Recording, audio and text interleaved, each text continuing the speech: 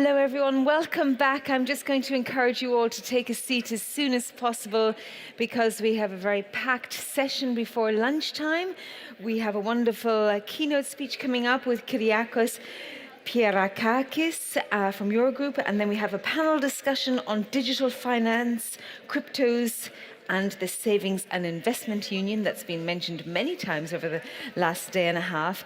And then we have a keynote speech and a Q&A with Arthur Mensch from Mistral AI. So please take a seat as soon as possible. We really want to start on time. So again, I can see the doors are still open. You have 1 minute to come and sit down, and then we will close the doors and we will start on time for everybody involved in the keynote speeches and the upcoming panel.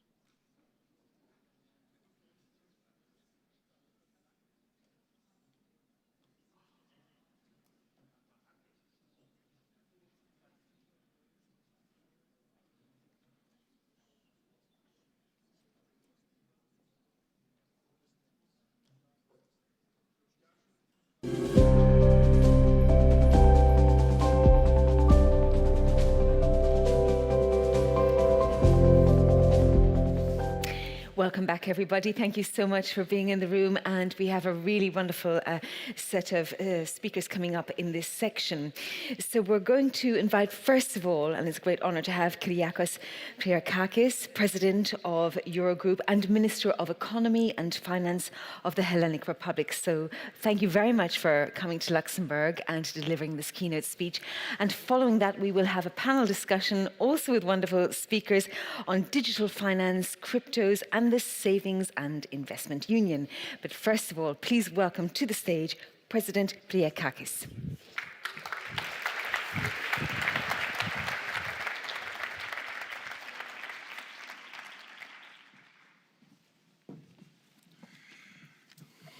Thank you so much, ladies and gentlemen, President Calvino, dear Nadia, distinguished guests. It's a pleasure to join you today at the European Investment Bank Forum, a cornerstone of Europe's investment capacity and a symbol of our ability to transform common ambition into concrete projects, exactly what the remit, the scope, the mission of the EIB is.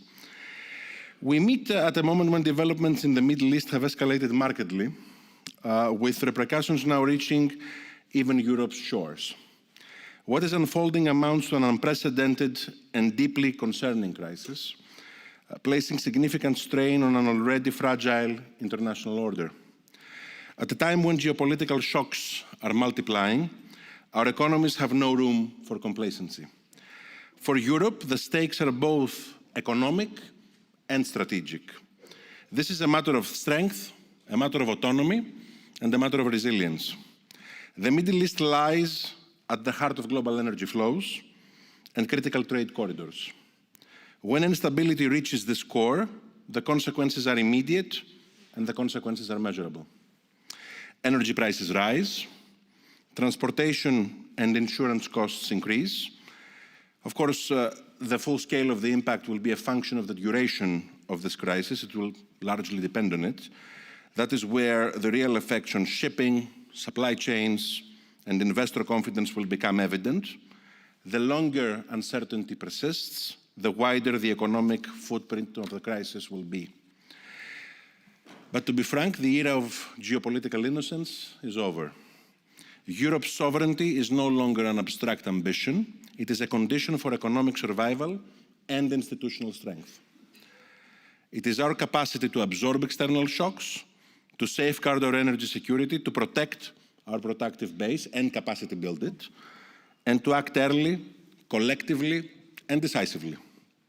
What is required now is a clear sense of urgency, with the full understanding that in times of crisis, time is never a neutral variable. Europe possesses the tools to shape events and to reaffirm its strategic power. The EIB is a preeminent tool amongst those tools. We must move swiftly and in coordination in order to ensure that it does. Europe has proven its resilience in many occasions in the past. We have absorbed financial turmoil, sovereign debt stress, a pandemic, and an energy shock. We protected our societies when it was needed to do so. We stabilized our economies. We acted together when it mattered the most. But resilience is not a growth strategy. Today, Europe faces a structural competitiveness problem. Productivity growth has lagged for too long, and the gap with the United States has widened over 2 decades, while at the same time, demographic headwinds are becoming significant economic constraints. By 2040, Europe's workforce could shrink by close to 2 million people per year. And this is evident, I would say, in most member states of the European Union. It's certainly evident in Greece, where I come from. That matters because it changes the equation significantly. Growth can no longer rely on expanding labor supply in the same manner that it did in the previous decades. It must come from higher productivity. And higher productivity comes from innovation, from investment, and from efficient capital allocations. Put it simply, the growth model that supported European prosperity for decades has reached its limits. So the strategic task in front of us is quite clear. We must mobilize capital more efficiently, more effectively, in order to finance innovation, in order to achieve scale. That is the only lever that can raise productivity at the time frame that we wanted to, increase incomes, strengthen strategic autonomy, and build resilience, further build resilience. Europe does not suffer from a lack of savings, as we often discuss in the context of the whole project called the Savings and Investment Union. We suffer from a lack of mobilization of those savings and vis-à-vis how to channel them into strategic investments.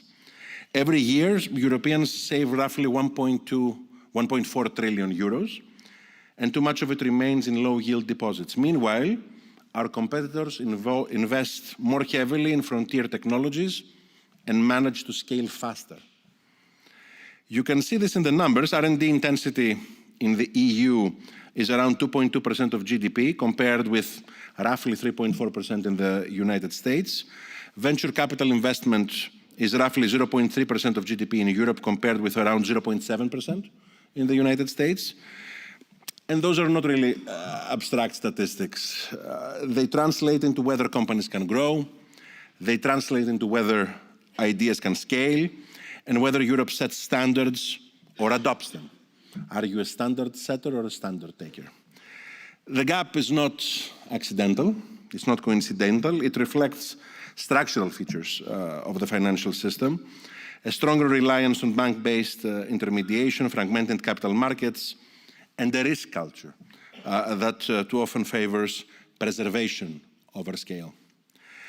So there's the core diagnosis, I would say. Europe does not lack ideas. It does not lack talent. It does not lack savings.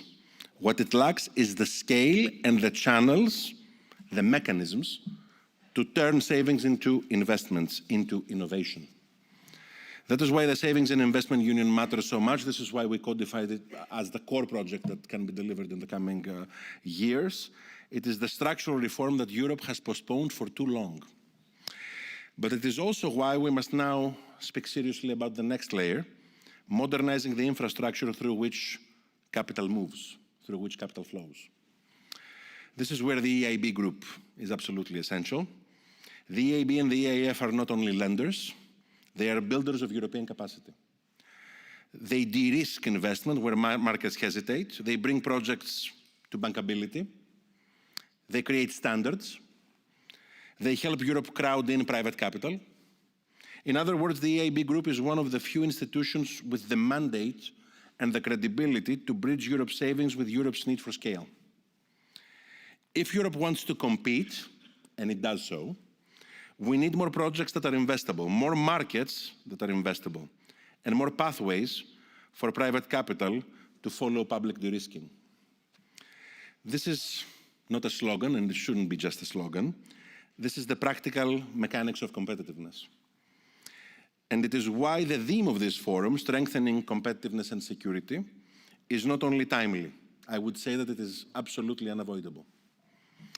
That brings me to the focus of my remarks, digital finance. Digital finance is not a marginal upgrade to our financial system. It is a structural transformation vis-à-vis how capital is raised, allocated, settled, and supervised. The transformation will happen, with us or without us. The real question is whether Europe shapes it or whether Europe adapts to it, to frameworks that are actually created elsewhere. If we get it right, digital finance can do something profoundly important for Europe. It can compress distance. It can compress the distance between savers and innovators. It can compress the distance between small firms and deep pools of capital.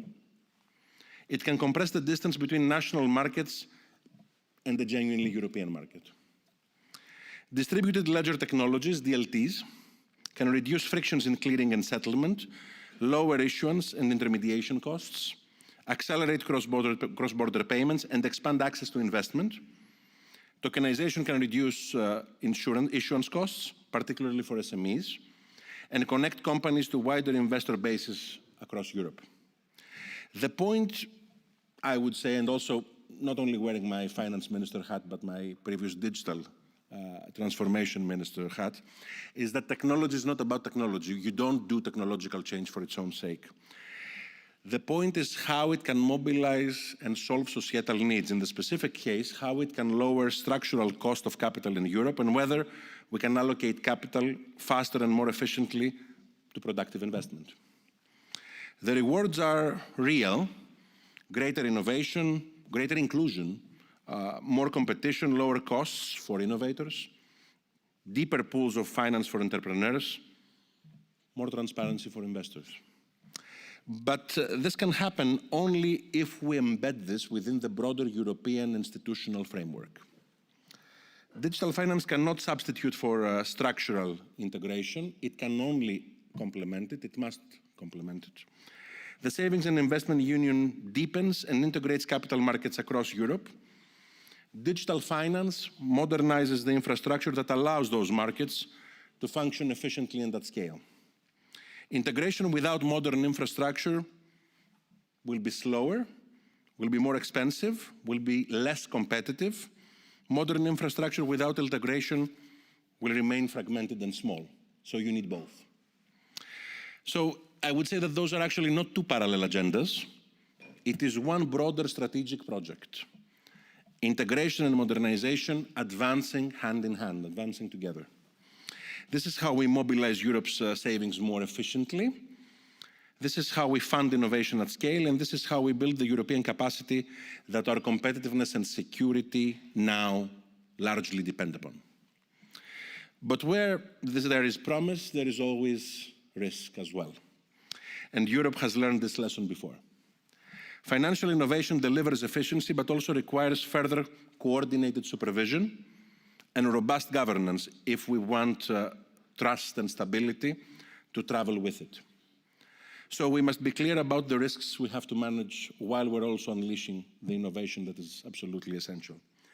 First, the first risk is fragmentation. We cannot allow digital innovation to fracture our markets into national silos. We cannot allow platform ecosystems to grow into new forms of market separatism. Second, volatility and instability. Crypto assets and stable coins have shown how quickly innovation can outpace oversight. Cyber risk is not a side issue in this regard. I would say that this is absolutely systemic. The lesson, in my view, here is straightforward. Innovation without trust does not really scale. And trust is not created by optimism. It's created by rules, supervision, credible enforcement. Europe has already taken an important step with MiCA. It has demonstrated that smart regulation can build trust, and trust can then enable scale. At the same time, preserving trust and stability in an increasingly digital financial ecosystem remains essential. And in this context, the digital euro is a key strategic initiative. As President Lagarde has argued, it is about ensuring that central bank money remains available in the digital age, complementing cash, supporting innovation in payments, strengthening Europe's monetary sovereignty, and reinforcing the resilience and the autonomy of European payment systems. I would say that this is the core project with regards to capacity building, to further capacity building the international role of the euro. We're now moving beyond the preparation phase and into the next stage of technical work in this regard, and the time frame is already set for the adoption of the digital euro for the coming years. But in reality, if there's one key point to make here, is that Europe must not outsource the foundations of its payments architecture. It must actually create a very strong public infrastructure and then allow for private innovation to take place around this public infrastructure at the same time. There is also a geopolitical dimension here. In an era defined by technological rivalry and strategic competition, financial infrastructure is an instrument of sovereignty. The question is not whether digital finance will grow. The question is whether it strengthens Europe's autonomy and stability or whether it creates new dependencies. And I think this is quite critical to understand, both vis-à-vis digital finance, but also with regards to any other digital innovation, be that the cloud infrastructure, telecom infrastructure. Do you capacity build or do you create new dependencies? And to which regard you allow for A or B to manifest itself? I would say that in this regard, we must ensure that digital innovation fortifies rather than weakens the integrity and the resilience of our systems. This means strengthening, in this regard, in this specific project, monetary independence. It means ensuring secure rails for payments and settlement. It means rules that protect stability and consumers while enabling markets to scale. The choice here is not between innovation and stability, in reality. It's not a trade-off. The real question is whether we have the strategic clarity and the political confidence to go with it, to achieve both at the same time. Let me end with what, in my view, success would look like in this regard. Success is a Europe where savings does not sit idle while innovators search for capital. Success is a Europe where a company can scale across borders as easily as it scales within a single member state. Success is a Europe where technology lowers costs and expands opportunity without undermining stability. Success is a Europe where capital markets do what they're meant to do, allocate capital efficiently to productive growth. If we get it right, if we get this right, digital finance will be a catalyst. It will deepen capital markets, enable seamless cross-border investment, and further fund innovation at scale. And institutions like the EIB Group will remain central, will be absolutely essential in this equation, not only as financiers, but as builders of European capacity, accelerators of investment, and anchors of trust. Trust is the direction Europe must now choose, not simply to manage stability, but to build the foundations of the next wave of prosperity. Thank you very much.